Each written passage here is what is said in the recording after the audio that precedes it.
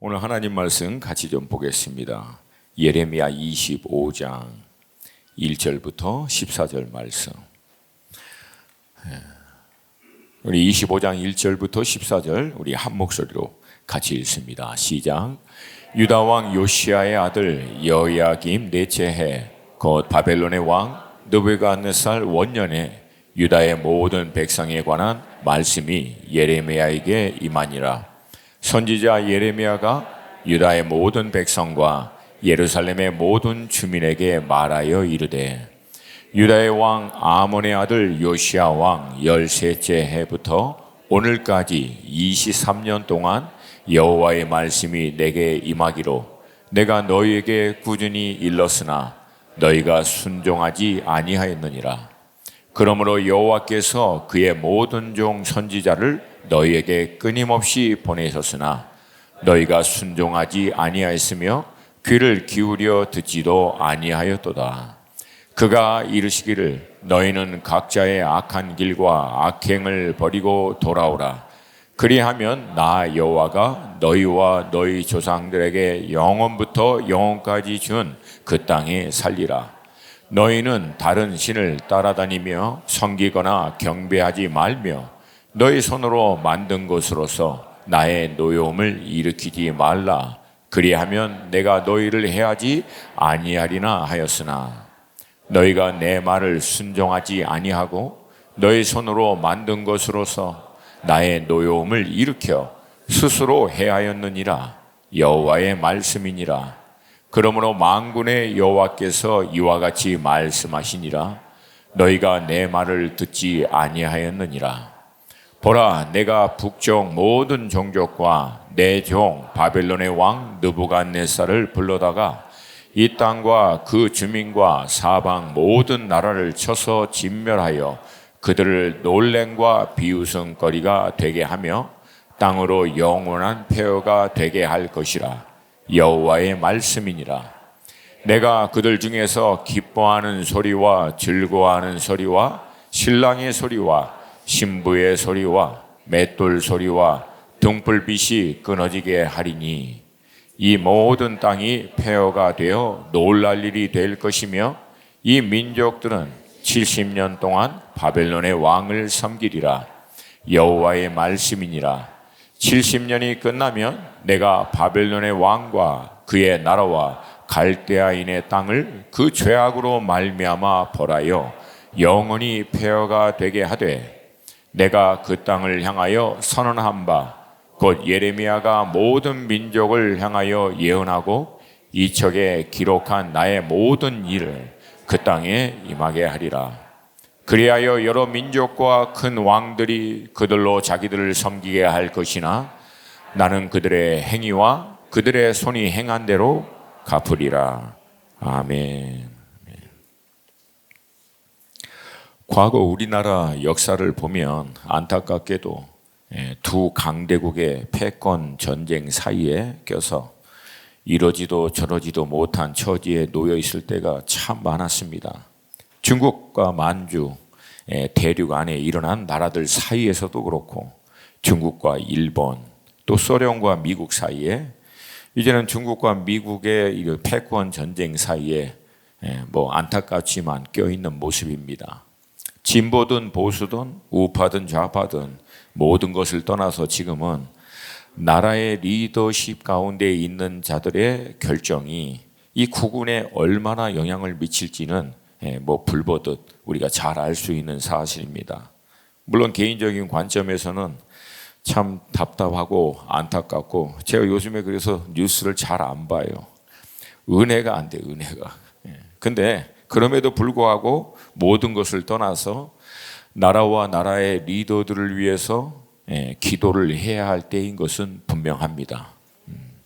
이런 현상을 보면서 사실 이 본문이 제가 또 매달 가서 섬기는 아가파워 그 공동체 본문인데, 이런 상황에서 본문의 말씀 묵상하다가 제가 너무 깜짝 놀랐어요. 왜냐하면 지금 우리 상황이 오늘 본문에 나와 있는 남왕국 유다의 배경과 이 상황이 너무 흡사해서 마치 이건 의도적으로 하나님이 그렇게 기록해 놓은 것처럼 보입니다. 안타깝게도 남한국의 왕들은 이 잘못된 결정을 통해서 결국은 나라가 강대국에 의해서 허무하게 무너지게 만듭니다. 저는 오늘 이 말씀을 좀 통해서 이런 패권 전쟁 사이에서 어떻게 이 민족이 살아남을 수 있을지, 그리고 이 민족과 함께 이 시대를 향한 하나님의 뜻을 이룰 수 있기 위해서는 우리가 무엇을 놓치지 말고 준비를 해야 하는지 여러분과 함께 나눔으로써 성령께서 오늘 이 말씀을 통해서 우리에게 주시는 음성에 귀를 기울이기를 원합니다. 분명한 사실은 여러분, 나라와 민족을 다스리시는 분은 여전히 하나님이심을 믿습니다. 그러므로 하나님이 기뻐하시는 성경적 세계 경영의 원리를, 또 나라와 민족의 하나님의 경영 원리를 우리가 잘 분별해야 한다라고 하는 것이에요. 오늘 본문의 중심으로 해서 앞뒤 이 흐름을 여러분 나중에 보시면 두 가지가 눈에 띄어요. 첫 번째는 이 남한국 이 리더들, 왕들이 이 국제적인 흐름을 너무 모르고 있다. 국제적인 흐름의 대세의 흐름을 분별할 수 있는 감각이 현저히 부족하다. 어찌됐든 여러분, 떠오르는 나라 편에 서야 되는데 무너지는 나라 편에 섰다가 결국은 나라의 운명을 결국은 말아먹어버린 거예요. 사실 이걸 분별하려면 지금 누가 하나님의 손에 붙들린 도구로서 하나님이 그 도구를 통하여 지금 누구를 심판하고 있느냐, 이거를 볼 수 있어야 하는데 안타깝게도 여러분 이걸 못 보는 거예요. 여러분 잘 들으셔야 합니다. 성경 시대뿐만 아니라 인류 역사를 하나님의 주권적인 관점에서 보면은 명확해요. 누가 하나님의 손에 붙들린 지금 도구로 쓰임받는 나라인가? 그리고 하나님은 그 나라를 통해서 지금 어떤 나라들을 심판하시고자 하시는가? 이걸 분별해야 한다라고 하는 거예요. 안타깝게도 하나님을 경외하지도 않죠.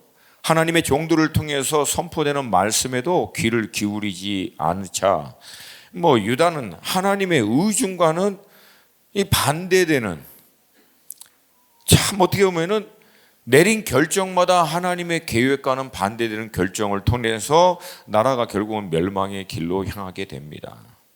근데 여러분, 더 놀라운 사실은 두 번째는 이런 말도 안 되는 상황에도 불구하고 하나님은요, 여전히 은혜와 긍휼을 가지고 남한국 유다에게 포기하지 않고 말씀하고 계셨다라고 하는 거예요. 그러니까 하나님의 정말 한량없는 이 긍휼과 이 자비하심으로 오래 참으시는 하나님의 모습이 이 예레미야서 안에 보입니다. 그런데 안타깝게도 여러분 듣질 않아요. 근데 여러분, 우리가 기억해야 할 것은 하나님의 은혜와 자비는 무궁무진하십니다. 근데 때가 있어요. 때가 있어요. 때가 되면 그 긍휼과 자비하심도 결국은 멈추시고 하나님이 결국은 심판하신다라고 하는 거예요. 오늘 본문 25장 3절의 말씀입니다. 같이 한번 읽습니다. 시작. 유다의 왕 아몬의 아들 요시아의 왕 13째 해부터 오늘까지 23년 동안 여호와의 말씀이 내게 임하기로 내가 너희에게 꾸준히 일렀으나 너희가 순종하지 아니하였느니라. 참 안타까운 그런 모습이죠. 오늘 본문의 말씀을 좀 더 본격적으로 보기 위해서는 우리 좀 두 가지 관점으로 봐야 돼요. 첫 번째는 남한국 유다의 이 국내 상황을 좀 집중해서 봐야 하고요. 두 번째는 이러한 국내 상황에 맞추어 대외적으로 국제 정치가 지금 정세가 어떻게 흘러가고 있었는지도 함께 봐야 합니다. 가장 먼저 여러분, 오늘 본문에서 언급한 요시야 왕은 우리가 잘 아는 왕입니다. 기울어가던 남한국 유다를 다시 한번 영적으로 개혁하여 회복했던 마지막 선한 왕이 바로 이 요시야 왕입니다. 여러분, 그의 할아버지가 므낫세 왕입니다. 아버지 아몬 왕이에요. 남한국 유다 전체를 통틀어서 중간중간 악한 왕도 있었지만 가장 악한 왕이 므낫세고요. 그 다음이 아몬입니다. 이런 말도 안 되는 할아버지하고 아버지 이 통치를 통해서 나라는 거의 쑥대밭이 되고요. 이게 국제적인 이 강대국에 의해서 거의 뭐 멸망할 수밖에 없는 상황에 이르게 됩니다. 이때 감사하게도 요시야 왕이요 8살 때 왕으로 등극하고 난 다음 할아버지하고 아버지하고는 완전히 달리 개혁을 이루고 우상을 척결하고 하나님의 말씀 앞으로 백성들을 회복하는 일을 합니다. 그러니까 이럴 때마다 우리가 좀 기억해야 될 것이 있어요. 아니 할아버지하고 아버지는 그렇게 악한 왕인데 이 8살 뿐이 안 됐던 요시야 왕이 어떻게 그 엄청난 개혁을 이룰 수 있는가? 그냥 쉽게 얘기할게요. 어머니예요, 어머니. 그럼 상대적으로 할아버지 했던 므낫세, 아버지가 누구였습니까? 히스기야 왕입니다. 남왕국 유다 가운데서도 정말 훌륭한 왕 중에 한 분이 있었어요. 그러면 그 히스기야 왕 아들로 태어났던 므낫세는 12살의 왕이 됐는데 아니 어떻게 이 왕은 그 훌륭한 아버지 밑에서 통치를 했는데 온갖 우상 숭배와 죄악을 행할 수밖에 없었는가? 이유는 간단합니다. 어머니예요. 물론 성경적 관점에서 영적인 가장은 아버지가 많습니다. 근데 여러분 실제적으로 자녀들이 어려서부터 자랄 때 많은 시간과 영향력을 직접 간접적으로 미칠 수밖에 없는 상황에 놓인 분은 어머니예요. 제가 지난 금요일도 얘기했지만 그래서 우리 어머님들이 우리 여인들이 중요합니다. 그 대답을 안 하세요. 우리 자매님들이 정말 중요합니다. 말씀으로 기도로 자녀들을 양육하셔야 합니다. 그런 여러분들의 눈물은 반드시 하나님께서 응답해 주실 것을 믿습니다. 자녀 포기하지 마세요. 반드시 돌아옵니다. 포기하지 않는 부모에 의해서 언제든 반드시 돌아와요. 할렐루야. 그렇게 요시야 왕은요 8살의 마지막 남왕국 유다의 선한 왕으로 등극돼서 통치 8년 만에 그의 나이 16세 조상 다윗의 하나님을 비로소 찾았다라고 기록하고 있어요. 그러니까 뭐 다른 하나님이 아니라 다윗의 하나님을 찾았다는 얘기는 이게 다른 의미가 아니라 하나님께 완전히 올인했다는 거예요. 원띵 하나님 한 분만을 전심으로 구했던 다윗과 같이 요시야도 16세 청소년의 나이에 하나님 한 분에게 자기 인생을 올인하여 드렸다 이 말씀입니다. 그리고 통치 12년 만에 그의 나이 20세부터 나라 전체를 개혁하는 일을 주도합니다. 그런데 여기서 우리는 순서를 봐야 돼요. 먼저 자신이 하나님을 인격적으로 깊이 만나고 4년이라고 하는 시간을 통해서 본인 자신의 신앙을 준비하고 난 다음 고민하고 갈등하는 가운데서도 이 준비가 끝나자 그 다음에 나라 전체적으로 개혁하는 일을 주도하는 일을 확산한 거예요. 그러니까 여러분 모든 신앙에 있어서 시작은 나 자신입니다. 나 자신. 내가 먼저 변화되고 내가 먼저 회개하고 돌이키고 회복돼야 그리고 회복의 주체로서 하나님이 우리를 사용할 수 있다. 이 지점을 우리가 놓치지 않아야 합니다.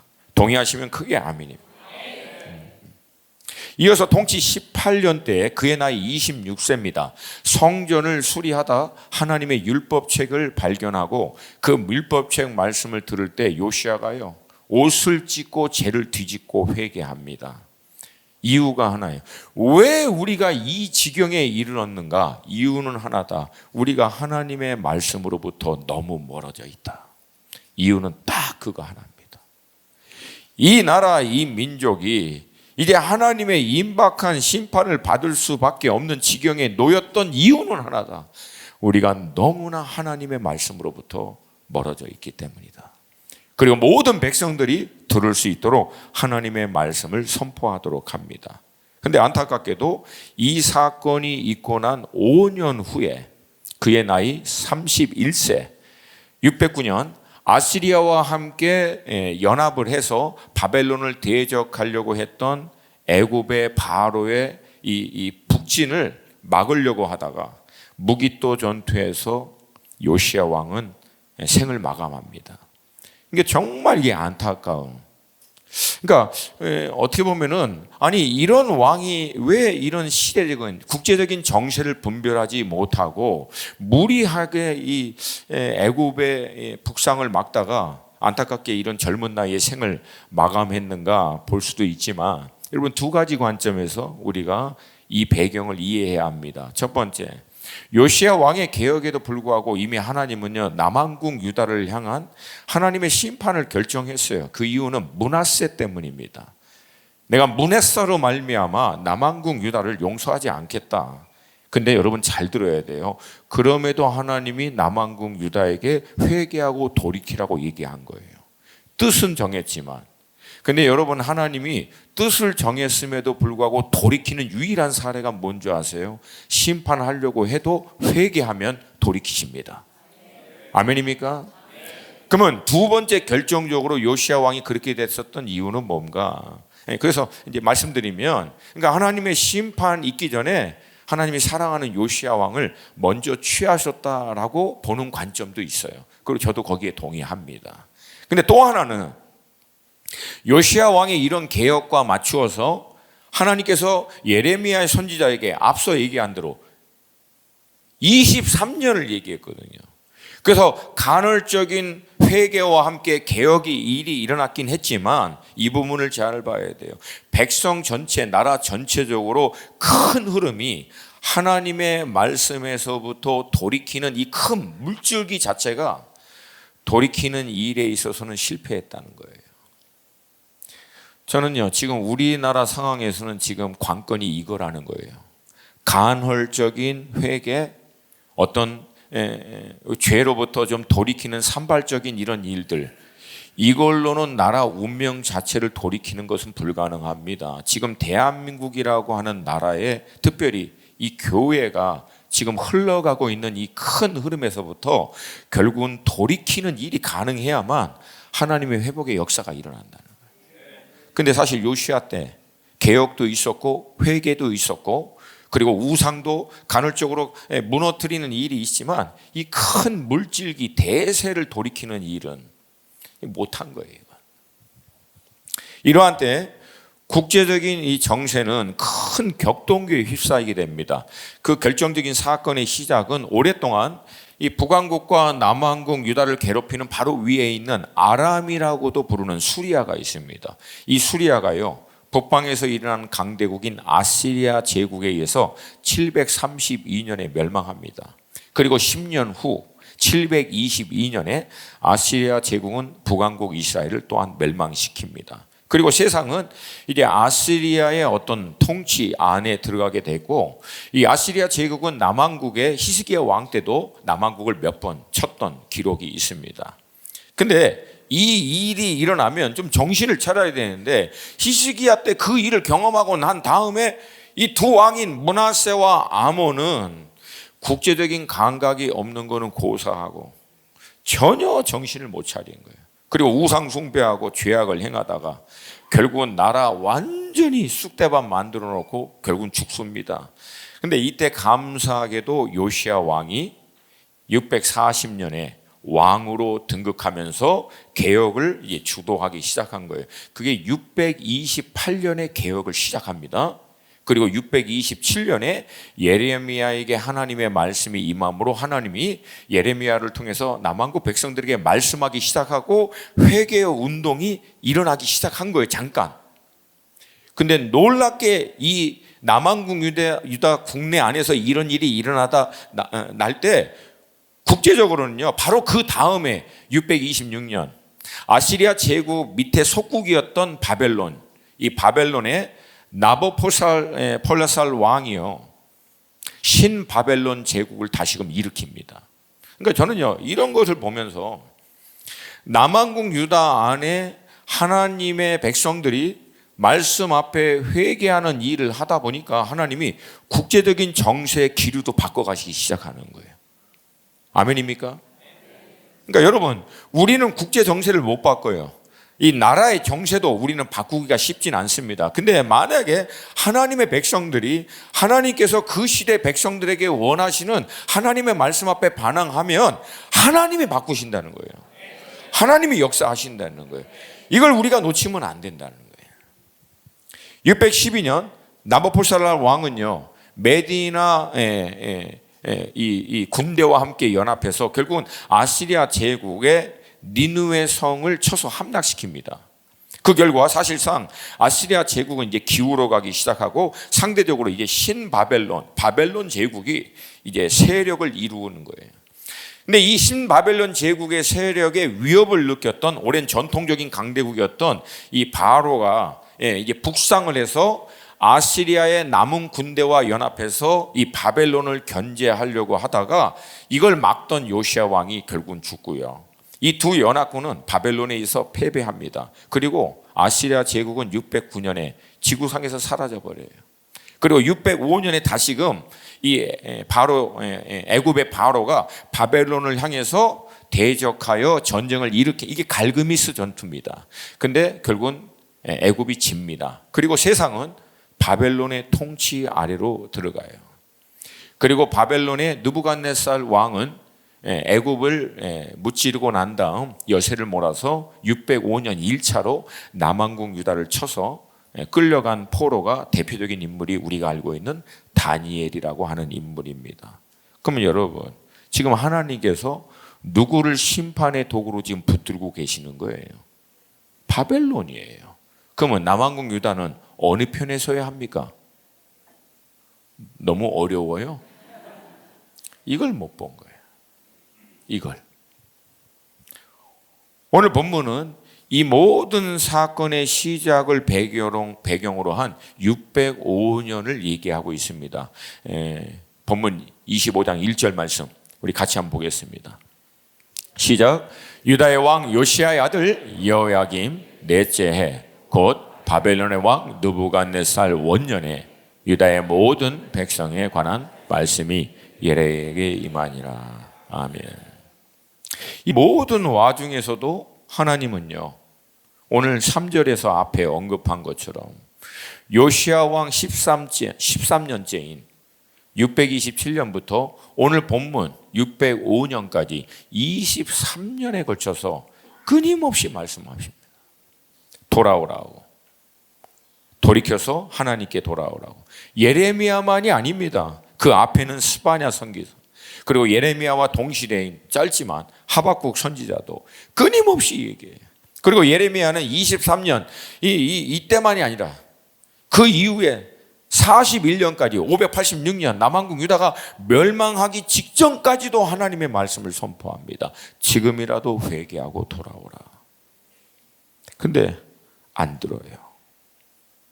참, 어떻게 보면은 이렇게 고집스럽고 악하고 이렇게 강팍할 수가 있을까 싶을 만큼 안 돌아옵니다.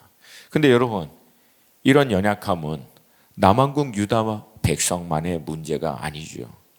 구약의 예언의 말씀대로 하나님이신 그분이 인간의 몸으로 이 땅에 오셔서 우리의 모든 죄를 대속하기 위하여 하나님의 어린 양으로 자기 생명을 십자가 위에 내어주심으로 죄인된 우리가 죄의 사함을 받아 의롭다함을 얻어 영원히 살 수 있는 길을 십자가 위에서 다 열어주셨어요.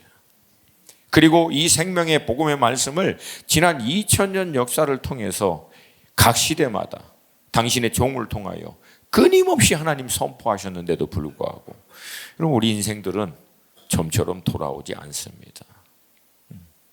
그럼 제가 이거 보면서요, 약간 뭐라 할까, 이게 블랙 코미디 같아요. 하나님은 꾸준히 포기하지 않고 말씀하시는데 인생들은 꾸준히 포기하지 않고 안 돌아와요. 마치 누가 더 즐기냐 시험하는 것처럼, 경쟁하는 것처럼 보여요. 이 보는 가운데 저도 마음이 참 힘들었어요.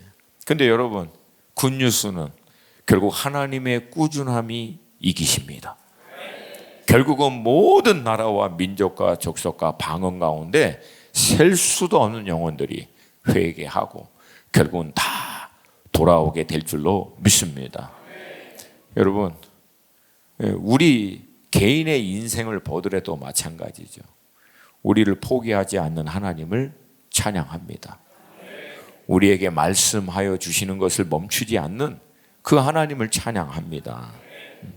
그럼 하나님께서 이 남아있는 남한국 유다에게 하신 말씀이 무엇이었는가? 딱 두 가지예요. 5절과 6절 말씀 같이 한번 보겠습니다. 시작. 그가 이르시기를 너희는 각자의 악한 길과 악행을 버리고 돌아오라. 그리하면 나 여호와가 너희와 너희 조상들에게 영원부터 영원까지 그 준 땅에 살리라. 너희는 다른 신을 따라다니며 섬기거나 경배하지 말며 너희 손으로 만든 것으로서 나의 노여움을 일으키지 말라. 그리하면 내가 너희를 해하지 아니하리라 하였으나. 여러분 5절을 보면 동사 핵심이 딱 두 가지가 나와요. 돌아오라, 그러면 살리라. 돌아오라, 그러면 살리라. 우리 좌우에 계신 분에게 돌아오라, 그리하면 살리라. 아멘입니까? 그러니까 5절 처음부분에 악한 길과 악행을 버리고 돌아오라, 그리하면 살리라. 그러니까 그 당시 쫓아 행했던 그 모든 죄악에서부터 돌이키라고 얘기합니다. 여러분 회개의 원어적 의미도 돌아서는 걸 얘기합니다. 우리가 죄를 짓고 연약한 가운데 하나님께 나아가 예수 그리스도의 이름과 그 보혈의 은혜를 의지해서 하나님 I am sorry, 이게 회개 아니에요. 보혈의 은혜로 깨끗함을 받고 난 다음 그 죄악된 길에서 돌이키는 거예요. 그때 근본적인 변화가 일어납니다. 그때 새로운 일이 시작됩니다. 아멘입니까? 이걸 너무나 잘 알던 주님 그 신약 시대의 사도 바울도 로마서 12장 2절에서 동일한 얘기예요. 너희는 이 세대를 본받지 말고 이 세대의 흐름을 따라가지 말고 돌이키라는 거예요. 우리 고 목사님의 말씀처럼 책처럼 떠내려가지 말라는 거예요. 그걸 돌이키라는 거예요. 여러분 각 시대마다 하나님을 대적하여 일어난 그 시대 사람들의 어떤 사조, 흐름, 유행, 가치가 있어요. 그걸 쫓아 사람들이 죄와 악을 반복하다 보면 이 죄와 악의 반복은 결국은 큰 흐름을 만듭니다. 대세를 만들어요. 그리고 이 대세와 흐름에 맞춰 사는 것이 마치 그 시대 가운데 앞서서 가장 앞서 사는 성공적으로 살 수 있는 길이라고 사람들을 생각하고 있는데, 여러분 기독교 역사를 통해서 볼 수 있는 핵심은 거기서부터 돌이키는 것이 하나님의 회복과 역사의 시작이라는 거예요. 안타까운 것은요, 이 큰 흐름을 바꿀 때 비로소 하나님의 놀라운 나라와 시대와 민족을 향한 놀라운 역사들이 일어난다. 그것을 여러분 부흥이라고 얘기합니다. 이 흐름을 바꿔버리는 거예요. 지금 우리나라에게는 흐름을 바꿀 수 있을 만큼의 대대적인 회개가 필요하고 기도가 필요한데 이게 잘 안 돼. 안 모여. 원수들이 그렇게 못하도록 회방하고 있는 게 이게 보이는 거예요. 제가 이게 참 안타깝다. 그럼에도 불구하고 여전히 소망 가운데 우리는 기도해야 할 줄로 믿습니다. 놀라운 것은요, 사람들은 이러한 큰 흐름을 쫓아 행하는 일에 영적인 의미도 더합니다. 쉽게 말해서 그렇게 행하는 것이 마치 우리가 믿고 있는 신이 그 길을 지지하고 그렇게 하는 것에 대한 신의 동의와 지지함을 받으려고 하는 것. 여러분 그렇게 해서 태어난 게 우상 숭배입니다. 우상 숭배는 단순히 일어난 것이 아니라 사람들이 의도적으로 만들어낸 거예요. 왜? 사람은 여러분 영적 존재거든요. 그러니까 자신들이 행하는 악행에 대한 양심과 함께 영적인 의미를 통해서 지지함을, 만족을 얻기 위해서 결국 만들어낸 대안이 뭐냐면 우상 숭배예요. 그래서 6절에서 너의 손으로 만든 것으로서 나의 노여움을 일으키지 말라. 그러니까 결국은 신이라고 하는, 하나님이라고 하는 이름으로 포장해서 마치 그 신도 우리가 추구하는 이 대세의 흐름, 이 가치 유행을 지지해 준다라고 얘기하는 것과 마찬가지입니다. 그래서 여러분 잘 들으셔야 돼요. 우상을 섬기는 사람들이 회개하는 거 봤습니까? 우상을 섬기는 사람은 회개하지 않습니다. 왜? 그 우상은 본인들이 원하는 바를 이루어지는 신이라고 믿고 있기 때문에. 그래서 여러분 우상 숭배와 가까운 거하고 진정한 신앙생활과의 구분점은 딱 하나입니다. 회개예요. 온전한 믿음의 삶으로 날마다 말씀 앞에 기도의 자리 가운데 나아가 하나님의 말씀을 쫓아 행하기를 원하는 자들은 끊임없이 회개합니다. 돌이키는 거예요. 떠내려가지 않도록. 아니, 오늘따라 이렇게 아멘을 안 하셔요. 참. 난 지금 몸도 힘들어 죽겠구만 지금. 동의하십니까? 그러니까 여러분, 신앙생활 정말 잘하면 회개할 게 없는 게 아니에요. 오히려 빛에 대하여 진리에 대하여 더 민감하기 때문에 사도 바울이 고백한 것 같이 인생 말년에 나는 죄인 중에서도 괴수다 고백하는 것은 그냥 한 게 아니에요. 더 빛과 진리 가운데로 더 들어가니까 자기 안에 있는 연약함을 계속 드러내는. 근데 여러분, 감사한 것은 그 빛으로 드러낼 때 비로소 우리는 해결함을 받습니다. 그리고 온전함을 회복할 수 있는 줄로 믿습니다. 안타깝게도 우상 숭배에는 이런 과정이 없어요. 그러니까 죄인들이 원하는 대로 해주는 신, 의로운 삶의 기준에 따라 돌이키라고 얘기하는 신이 아니라 그들이 원하는 죄의 본성대로 해주는 신. 그래서 결국은 우상 숭배는요, 음란, 돈, 권력, 풍요, 심적, 육신적 안락함을 주는 방향으로 결국은 흘러갑니다. 그래서 여러분, 우상을 잘 연구해 보세요. 얼마나 음란한지 몰라요.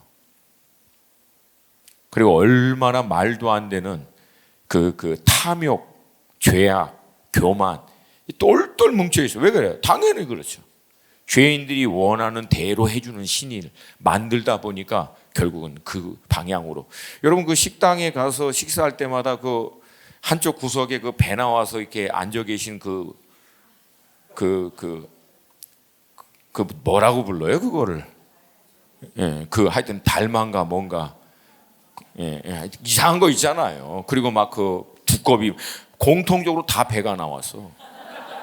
참, 아유, 이게 참 그 모습도 흉측하잖아요. 사실은 그게 뭐 아름다워 보입니까? 제가 다 일일이 열거하시면 인도의 그 수많은 우상들 얼마나 음란한지 아십니까? 얼마나 잔인하고 얼마나 탐욕스럽고 더럽고 이게 결국 그거예요. 근데 더 무서운 거는요, 우리가 믿고 있는 기독교의 이 진리마저도 그렇게 타협을 해가는 시대로 이제 들어가고 있다라고 하는 거예요. 마치 이 시대적인 가치에 따라 만몬을 섬기는 것도 괜찮고 성경적 명확한 기준이 아니다, 그건 너무 극단적인 해석이다라고 표현하고 예수 그리스도의 유일성마저도 결국은 부인하는 이 시대의 흐름이 지금 벌써 시작되고 있다. 여러분, 이럴 때일수록 우리는 진리로 예수 그리스도의 유일성에 입각한 이 신앙으로 날마다 진리의 말씀 앞에 우리 자신을 깨트리고 돌이키는 이 신앙의 본질 앞에서 놓치지 않아야 될 줄로 믿습니다. 여러분, 그러면 남왕국 유다가 왜 그토록 하나님의 말씀을 듣고 죄에서부터 돌이키지 않았는지 그 이유가 이제 명확해요. 왜? 하나님의 말씀은 우리의 죄를 드러내게 만들어요. 그리고 그 죄에서부터 돌이키라고 말하는데 근본적으로 그들은 그럴 마음이 없어요. 이 시대를 살고 있는 대부분의 사람도 왜 성경의 진리를 믿고 따르지 않느냐? 성경이 진리가 아니어서 안 믿는 게 아니에요. 그럴 마음이 없어요. 왜? 성경의 진리는 그 죄를 지적하고 있기 때문에. 여러분, 이건 믿음의 영역이 아니라 제가 그냥 팩트, 사실에서 입각해서 여러분에게 한번 질문해 볼게요. 여러분, 성경에 있는 말씀대로 살면 모든 사람이 행복해질까요? 아닌가 봐. 대답이 시원찮아요. 여러분, 다시 물어볼게요. 아니, 성경에 있는 말씀대로 우리가 이 말씀에 따라서 순종하고 살면 모든 사람이 정말 행복해질까요? 당연하죠. 왜? 성경 말씀 뭐라고 얘기합니까? 너 자신을 좀 부인하고 내려놓고 이웃에게 양보하고 사랑하고 거룩한 삶을 추구하고 겸손하고 용서해주고 베풀고 양보하고 섬기고 품어주고. 여러분, 그렇게 하면은 어느 가정이 회복이 안 되겠습니까? 어느 나라, 어느 민족이, 어느 시대가 회복이 안 되겠습니까? 근데 근본적인 문제가 뭐예요? 근본적으로 우리 죄인은요, 이렇게 하기를 원하지 않아요. 우리 힘으로 안 된다는 거예요. 그래서 예수 그리스도를 믿고 그 보혈의 은혜로 말미암아 죄 사함을 통해서 돌이키는 일이 안 되면 근본적으로 이것은 불가능하다. 그래서 사람으로는 불가능하지만 하나님께로는 가능하다. 여러분, 반대로 이 세상이 얘기하는 대로 살면 세상은 어떻게 되겠습니까? 너를 위해 살아. 너도 성공해야지. 네가 능력이 있어야지. 돈을 벌어야지. 여러분, 세상 메시지대로 살면은요, 세상은요, 지옥이 됩니다. 그냥 내버려 두면. 그나마 지금 우리가 이렇게 살 수 있는 것은 하나님의 일반 은총이라 그래요. 죄인에게도 의인에게도 여전히 하나님이 해를 비춰주시고 비를 내려주시고 그분의 긍휼하심에 따라 아직도 이 죄 많은 세상 가운데 그분이 붙들고 계시기 때문에 이 모양이라도 살고 있는 거예요. 완전히 나버리면 그게 지옥이라는 거예요. 그러니까 결국은 여러분, 오늘 본문 7절에서 말씀하고 있는 대로 스스로 해야 하고 있는 거예요. 스스로. 하나님의 진리의 말씀을 떠나 우상을 섬기고 죄악을 쫓아 행하는 것, 그것 자체로 본인들 스스로가 멸망의 길로 가고 있다. 그래서 때때로 하나님은요, 그 멸망의 길로 향하고 있는 그들을 돌이키기 위해서 극단적인 방법을 사용하실 때도 있습니다. 왜? 그대로 두면 멸망하기 때문에. 9절 말씀이에요. 9절 말씀 같이 읽습니다. 보라, 내가 북쪽 모든 종족과 내 종 바벨론의 왕 느부갓네살을 불러다가 이 땅과 그 주민과 사방 모든 나라를 쳐서 진멸하여 그들의 놀램과 비웃음거리가 되게 하여 땅으로 영원한 폐허가 되게 할 것이라. 여호와의 말씀이니라.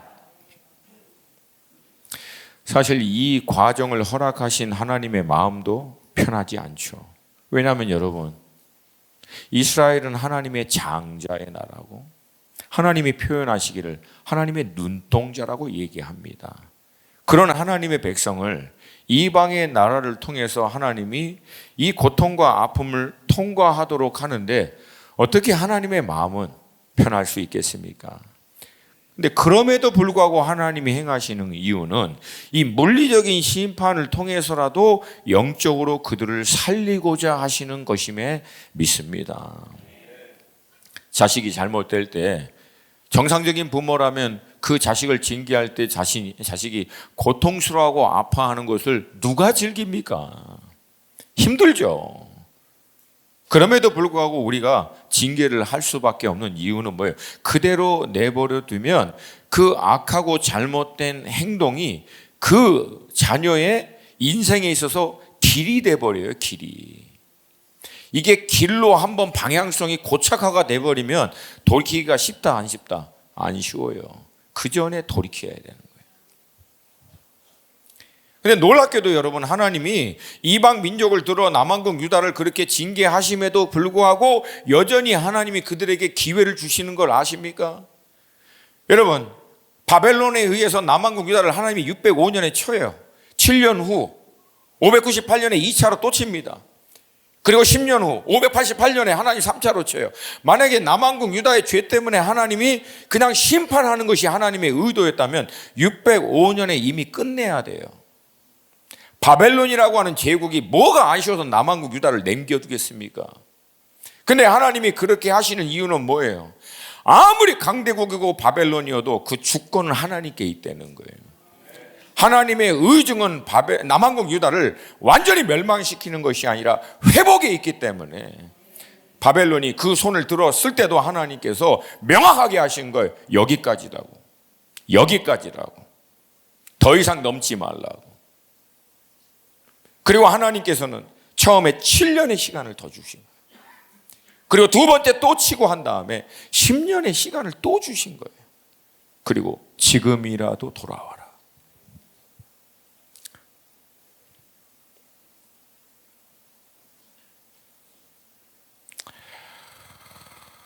안타깝게도 요시야 왕 이후에 네 왕, 여호아하스, 여야김, 여아긴, 시드기야 모두가 결국은 이 우상 숭배와 죄악을 행하는 길에서부터 돌이키지 않습니다.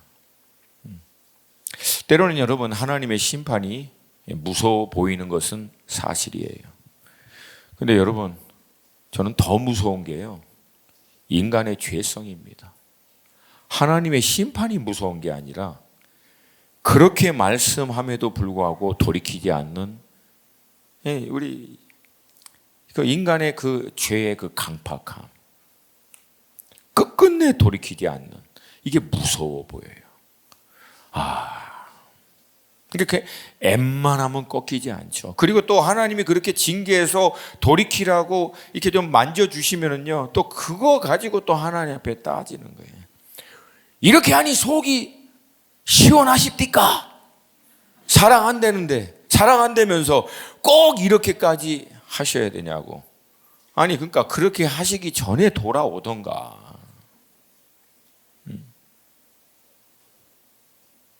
여러분 하나님께서 우리를 때로는 징계하시는 이유는 하나입니다.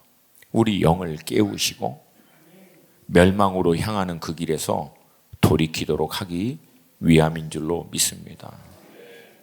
근데 하나님은요, 처음부터 불가항력적으로 그냥 치지 않아요. 여러분 잘 기억하셔야 돼요. 처음에는 살짝 화들짝 하도록 하나님이 경고하세요. 근데도 안 들으면 이제 따뜻하게 탁. 그래도 안 들으면 알아서 생각하세요. 그 다음은 그러니까 빨리 처음에 경고를 듣고 돌이켜야 돼요. 여러분이 그리스도 예수 안에서 정말 거듭난 하나님의 사람들이고 성령이 안에 계시면 여러분이 잘못 행할 때 나타나는 증상 명확합니다. 몰랐어요? 아니에요. 알아요. 양심이, 내 심령이 불안하기 시작해요. 불편하기 시작하다고. 그때는 제발 빨리 돌아오라는 거예요. 마음이 뭔가 불편하고 내 안에 있는 양심이 나로 하여금 좀 어렵게 하고 있는 것이 작동될 때 그때 빨리 돌이키라는 거예요. 안 돌이킬래나? 왜 이렇게 대답을 안 하셔요? 그때 빨리 돌이키시라고. 할렐루야. 지금 대한민국은요 1차, 2차 경고 들어가고 있는 걸로 나는 보여요. 안 돌아오고 있는 거예요. 안 돌아오고. 때로는 우리는요 우리의 기준에 따라 하나님의 이 세상의 경영 또 인생의 경영을 판단할 때가 있습니다. 주님의 몸된 교회를 주님께서 연단하고 징계하신다고 하면서도 어떻게 이 세상의 불의한 권력을 통해서 주님 그렇게 할 수 있습니까? 주님의 택하신 백성 이스라엘을 어떻게 주님을 믿지도 않는 저 세상의 권력인 바벨론, 그것도 그렇게 잔인하고 악한 민족을 통해서 하나님 그렇게 할 수 있습니까? 예레미야도 하박국도 처음에는 이 부분을 이해하지 못해서 하나님 앞에 막 고소합니다. 그런데 이에 대한 하나님의 말씀이 오늘 본문에 기록되어 있어요. 12절 13절 말씀입니다. 같이 읽습니다. 시작. 여호와의 말씀이니라. 70년이 끝나면 내가 바벨론의 왕과 그의 나라와 갈대아인의 땅을 그 죄악으로 말미암아 벌하여 영원히 폐허가 되게 하되 내가 그 땅을 향하여 선언한 바 곧 예레미야가 모든 민족을 향하여 예언하고 이 책에 기록한 나의 모든 말을 그 땅에 임하게 하리라. 아멘. 그러니까 결국 바벨론도 하나님이 사용하는 도구라는 거예요. 그리고 모든 나라와 민족들도 결국 하나님이 경영하시고 하나님이 판단하시는 줄로 믿습니다. 어느 나라, 어느 인생도 예외되지 않습니다. 하나님의 완전하심에 따라 알파와 오메가 되신 하나님은 모든 나라와 민족과 족속도 마찬가지고 우리 개개인 한 사람 한 사람의 인생도 반드시 하나님 앞에 서서 심판을, 그 인생을 평가받을 때가 반드시 온다라고 하는 것이. 그런데 여러분, 소망은 하나님의 택하신 자녀들에게는 하나님이 징계를 하시되 반드시 회복하세요. 반드시 돌이키도록 하십니다. 할렐루야. 연단하시나 돌이키시는 하나님을 찬양합니다. 조심스럽게 제가 이 부분을 나눌까 말까 몇 번을 고민했는데 어차피 하여튼 여러분이 분별해서 잘 들으세요. 제가 보는 관점에 오늘 본문의 말씀을 입각해서 지금 이 시대 가운데 하나님이 경영하시는 원리를 볼 때 하나님이 도구로 지금 붙들고 있는 나라는 미국입니다. 그리고 하나님이 그 도구를 통해서 심판하고자 하는 나라는 여러 나라가 있지만 가장 대표적으로는 하나님의 백성과 하나님의 몸된 교회를 핍박하고 대적했던 나라를 하나님이 저는 손을 보시려고 하신다라고 봐요. 그러면 미국은 선하냐? 아니에요. 바벨론 얘기하고 있잖아요. 결국 미국도 결국 하나님은 때가 되면 하나님의 완전하신 뜻에 따라 심판하실 거라는 거예요. 특별히 미국이 하나님께로부터 심판을 받게 되는 이유는 하나입니다. 만몬이에요. 만몬. 그리고 그 과정을 통해서 하나님은 미국 안에 여전히 남아있는 유대인들이 성경에 예언된 말씀처럼 예루살렘 본토로 돌아오도록 하는 말씀을 성취하기 위해서라도 결국 때가 되면 하나님은 미국도 손을 보실 것이다. 흔들 것이다. 그렇게 이해할 수 있어요. 그러면 여러분, 대한민국은 어느 편에 서야 할지 명확하죠. 근데 안타깝게도 그렇지 못하는 현실이 좀 답답하고 어렵지만 여전히 우리는 소망 가운데 주님이 행하실 일들을 딱 붙들고 기도해야 할 줄로 믿습니다. 자, 결론을 내리겠습니다. 우리 다 함께 좀 자리에서 일어나시고.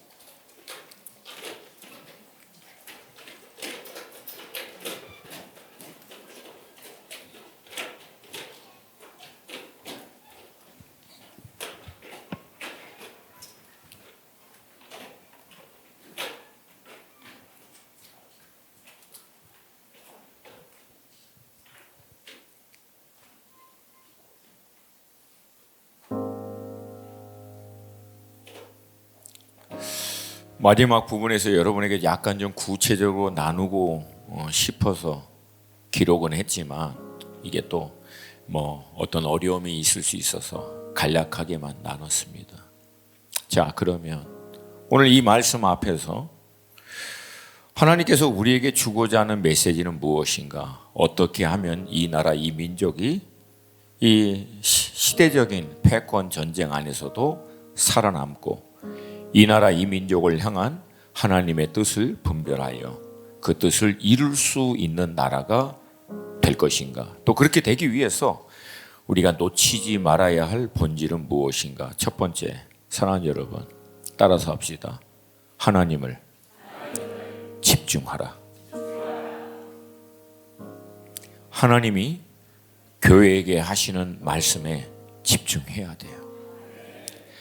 악하고 말도 안 되고 저 사람들 일단 내버려 두고 지금 먼저 교회가 해야 될 것은 이 모든 과정을 통해서 하나님이 교회에게 우리에게 하는 음성에 집중해야 돼요.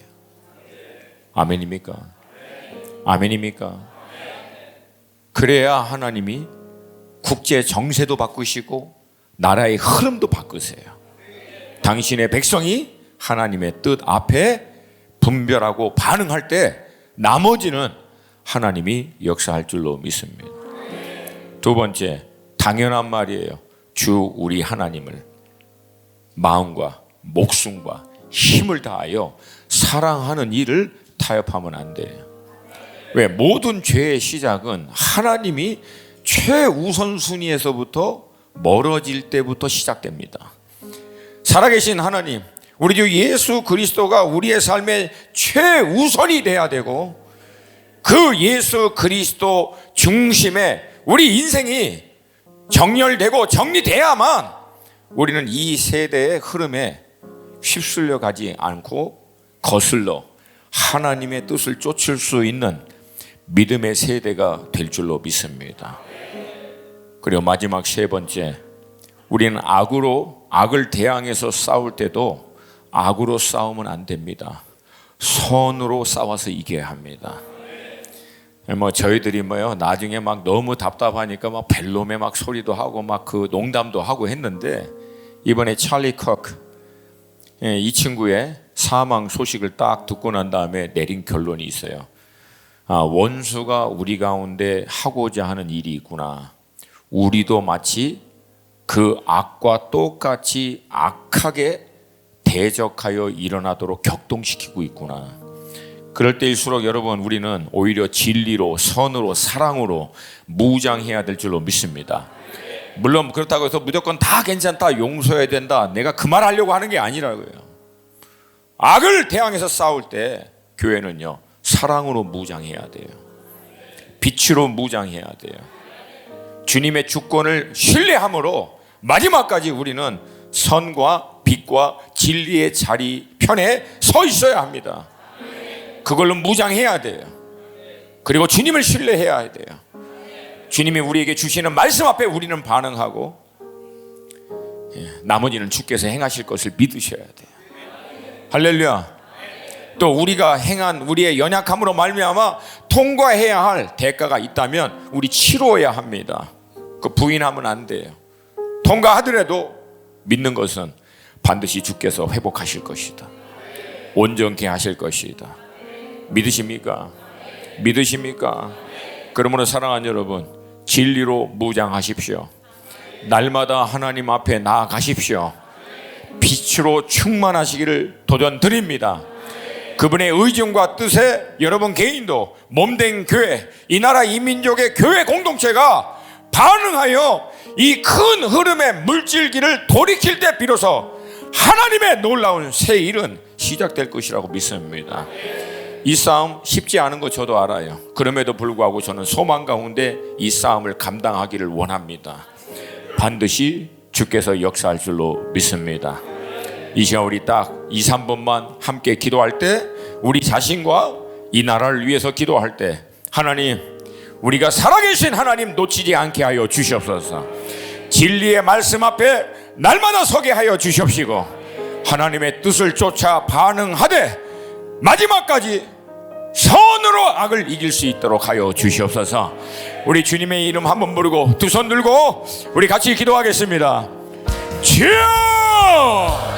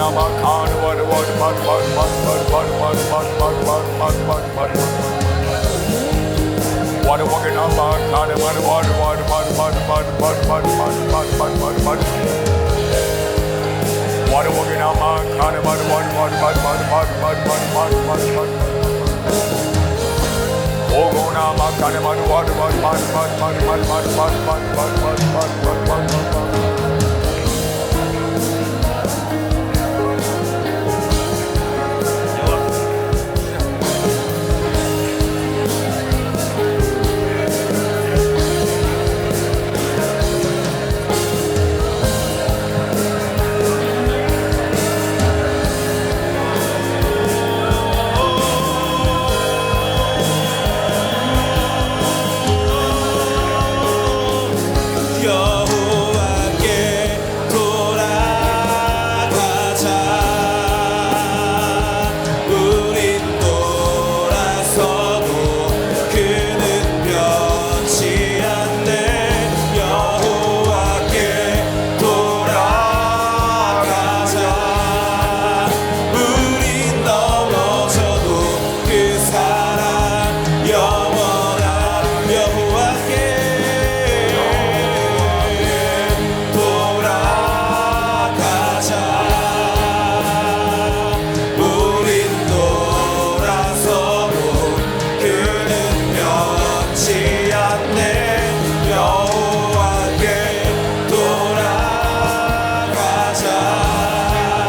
우린 넘어져도 그 사랑 영원하네. 내 백성이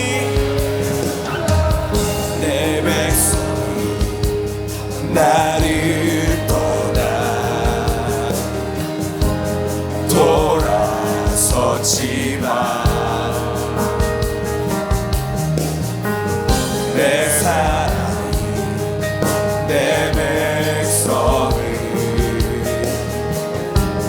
포기 못하리. 내 모든 것 내어주고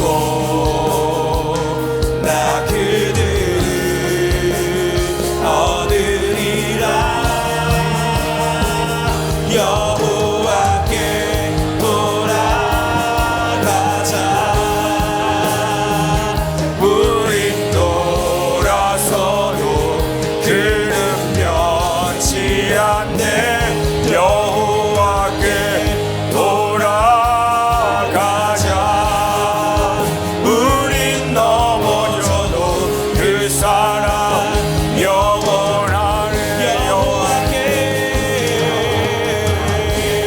돌아가자. 우린 돌아서도 그는 변치 않네. 여호와께 돌아가자.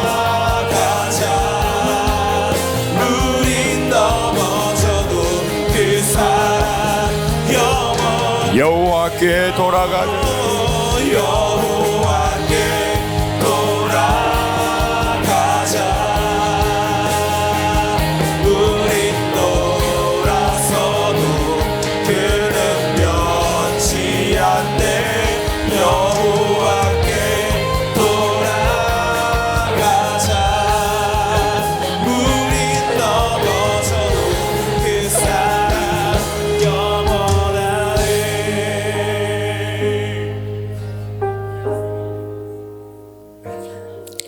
주님, 이 나라 이 민족 주님의 손에 있음을 믿습니다. 비록 지금은 저희들이 주의 마음을 여름날 냉수와 같이 시원케 해드리는 것이 아니라 참으로 답답하고 참으로 안타까운 모습을 하고 있지만, 주님 다시 한번 주의 오래 참으시는 그 은혜와 긍휼을 의지하여 간구하오니 주님 불쌍히 여겨 주시옵소서. 주님의 몸인 교회가 다시금 깨어있게 하여 주시옵시고,